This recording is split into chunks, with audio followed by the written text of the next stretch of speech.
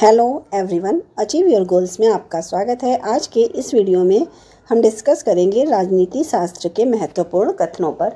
ये वे कथन हैं जो कि प्रमुख राजनीति शास्त्रियों ने दिए हैं और एग्ज़ाम के लिए इम्पॉर्टेंट है। तो शुरू करते हैं आज का वीडियो। पहला है, सद्गुण ही ज्ञान है। किसने कहा है? सुकरात ने। न्याय शक्तिशाली का हित है। ये किसने कहा है? थ्रेसिमेकस ने कहा है। ये एग्जाम में कई बार पूछा जाता है कि न्याय शक्तिशाली का हित है, किसने कहा है? तो थ्रेसिमेकस ने कहा है। थर्ड है, सच बोलना अपना कर्ज अदा करना न्याय है। ये किसने कहा है? सेफाल्स ने कहा है। चौथा है, प्रत्येक व्यक्ति को उसका औचित्य देना न्याय है। ये किसने कहा है? पोलेमार्कस ने कहा है।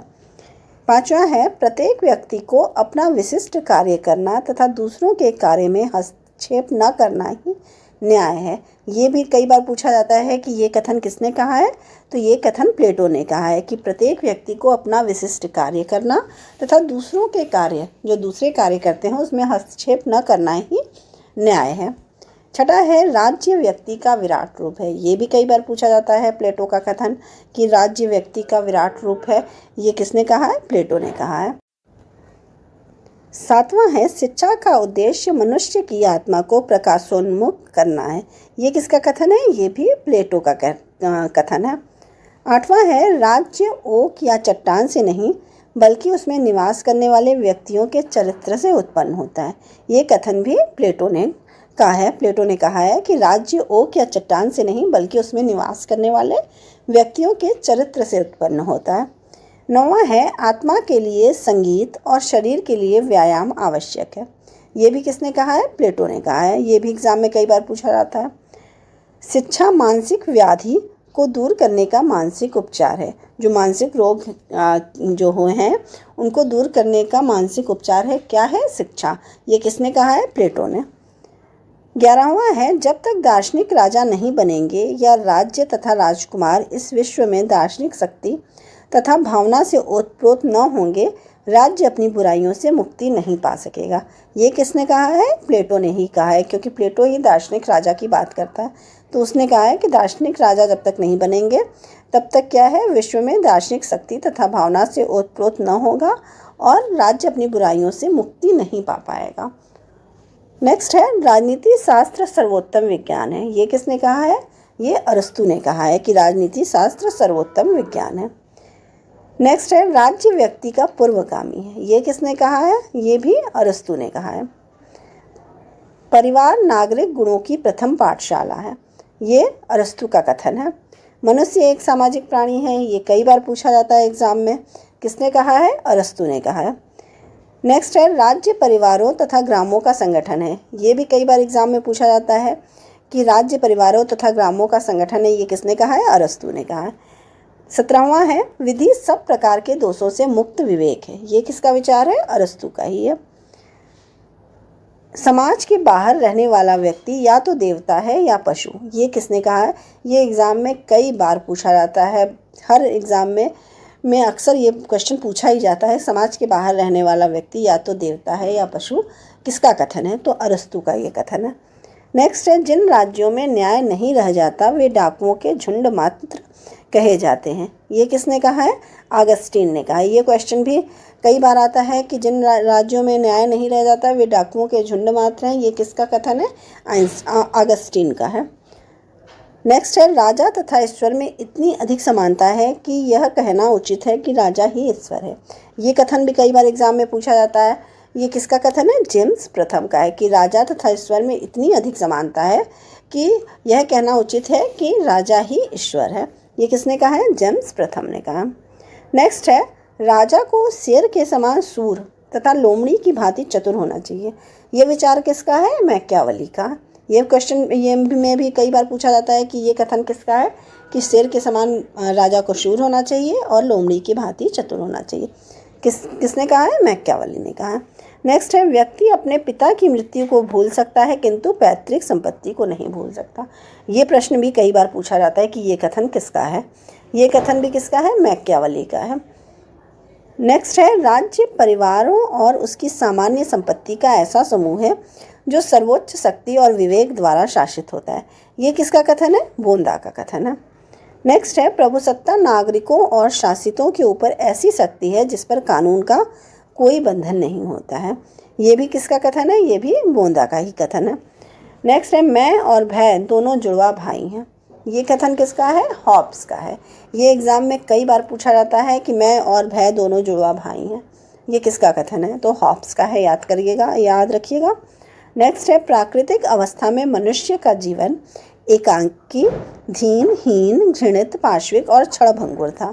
ये किसका विचार है? ये हॉब्स का है।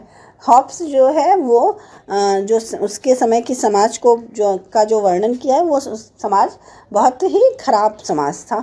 इसलिए वो कहता है कि जीवन एकाकी, दीनहीन, घृणित, पार्श्विक और क्षणभंगुर था। तो ऐसा कथन किसका है? हॉब्स का है।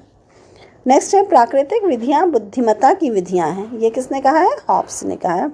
कानून संप्रभु का आदेश है। ये किसका कथन है? जॉन ऑस्टिन का है। ये क्वेश्चन भी कई बार एग्जाम में पूछता है कि कानून संप्रभु का आदेश है, किसका कथन है? तो जॉन ऑस्टिन का है। नेक्स्ट है, प्राकृतिक अवस्था शांति, सद्भावना, पारस्परिक सहयोग तथा सुरक्षा की अवस्था है। ये किसका कथन है? लॉक का है। ये भी कई बार एग्जाम में पूछा जाता है।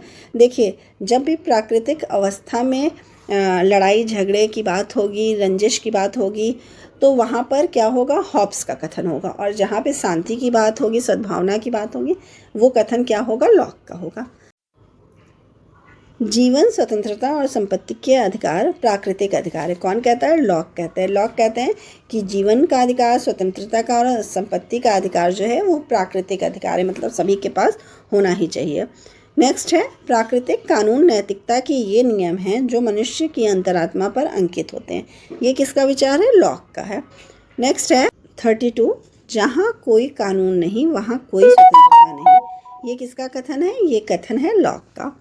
नेक्स्ट है, मनुष्य स्वतंत्र पैदा हुआ है परंतु वह सर्वत्र बेड़ियों में जकड़ा हुआ है। ये कथन किसका है? रूसो का। ये कथन भी एग्जाम में कई बार पूछा जाता है कि मनुष्य स्वतंत्र पैदा हुआ है परंतु वह सर्वत्र बेड़ियों से जकड़ा हुआ है। किसका कथन है? रूसो का है। प्रकृति की ओर लौटो। ये किसने कहा है? रूसो ने कहा है।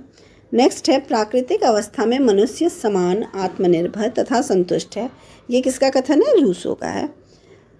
नेक्स्ट, व्यक्ति राज्य में उतना ही स्वतंत्र है जितना प्राकृतिक अवस्था में था। ये किसका कथन है? ये रूसो का कथन है कि व्यक्ति राज्य में उतना ही स्वतंत्र है जितना कि प्राकृतिक अवस्था में था। मतलब जब प्राकृतिक अवस्था में क्या था? कोई कानून नहीं थे, तो भी वो उतना ही स्वतंत्र था, और जितना कि जब राज्य बन गया और कानून बन गए उसके बावजूद भी वो उतना ही स्वतंत्र है। ये कथन किसका है? रूसो का है। नेक्स्ट है, जो सामान्य हित का अनुपालन नहीं करता उसे स्वतंत्र होने के लिए विवश किया जाएगा। ये किसका कथन है? ये रूसो का है। ये भी कई बार एग्जाम में पूछा जाता है। नेक्स्ट है, कला और विज्ञान के विकास ने मानव को खराब कर दिया है। ये किसका कथन है? ये भी रूसो का है और ये भी कई बार एग्जाम में पूछा जाता है। नेक्स्ट है, वह प्रथम व्यक्ति जिसने एक भूमि के टुकड़े के चतुर्दिक बाड़ा बनाया तथा कहा कि यह मेरी भूमि है, और जिसका कि अन्य व्यक्तियों ने अपनी नादानी के कारण विश्वास कर दिया, समाज का यथार्थ संस्थापक था। ये किसका कथन है? रूसो का। रूसो क्या कहते हैं कि जब किसी एक व्यक्ति ने किसी एक भूमि के टुकड़े के चारों ओर एक बाड़ा बना दिया, लाइन खींच दी, लकड़ी लगा दी और उसे अपना कह दिया और लोगों ने उसे मान लिया, तो ये क्या है? वही समाज का शुरुआत थी, संस्थापक था। वही व्यक्ति जो है वो समाज का संस्थापक था। ये किसने कहा है? रूसो ने कहा है।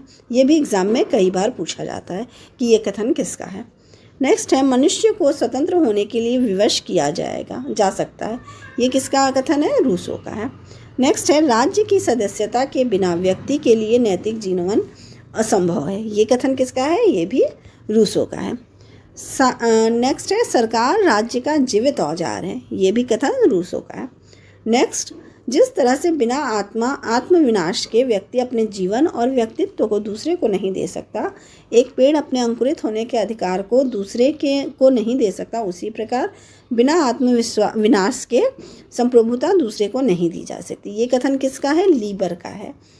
ये भी कई बार एग्जाम में पूछा जाता है कि बिना आत्मविश्वास के जैसे व्यक्ति अपने जीवन को और व्यक्तित्व को दूसरे को नहीं दे सकता, पेड़ पौधे अपने को नहीं दे सकते, अंकुरित होने का अधिकार किसी को नहीं दे सकते हैं, उसी प्रकार आत्मविनाश के बिना संप्रभुता भी दूसरे को नहीं दी जा सकती। ये कथन किसका है? लीबर का है। नेक्स्ट है, प्रकृति ने मानव जाति को दुख और सुख नामक दो स्वामियों के शासन में रखा है। ये विचार किसका है? बेंथम का है। नेक्स्ट है, प्रत्येक व्यक्ति एक गिना जाए और कोई भी एक से अधिक न गिना जाए। ये किसने कहा है? ये भी बेंथम ने कहा है। ये भी कई बार एग्जाम में पूछा जाता है। नेक्स्ट है, पुष्पिन खेलना उतना ही अच्छा है जितना कि कविता पढ़ना।